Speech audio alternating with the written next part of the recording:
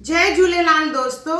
माण्हू मूंखां पुछनि था पिया छो थी रोज़ सिंधियत जो राग गाए, छा थो मिले सिंधियत जो प्रचार करे। कॾहिं सिंधी ॿोली त कॾहिं सिंधी रोटी, कॾहिं सिंधी ॾिण वार त कॾहिं झूलण साईं जो प्रचार त कॾहिं सिंधी व्यापारियुनि जो प्रचार। छो थी हेॾो मथो खपाए।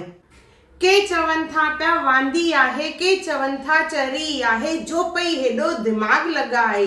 के खिलनि पिया त के मज़ाक उड़ाइनि, छो थी सॼो ॾींहुं सिंधियत जो राग गाए। सभिनी सवालनि जो आहे हिकिड़ो ई जवाब, हा मूंखे चढ़ियो आहे सिंधियत खे बरक़रार रखण जो बुखार। मरण महिल अफ़सोस न हूंदो मूंखे त मां पंहिंजी सिंधी ॿोलीअ लाइ कुझु न कयो आहे। मुंहिंजी नंढड़ियुनि कोशिशुनि कंहिंजे त मन में सिंधियत जगाई आहे। मूंखां पोइ मुंहिंजा ॿार रखंदा सिंधियत खे बरक़रार, इहा मूंखे पूरी पक आहे।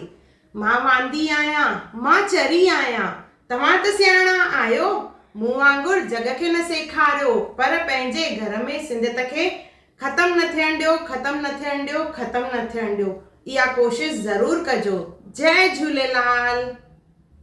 सिंधी ओ सिंधी मिठड़ी ॿोली आहे तूं मुंहिंजी।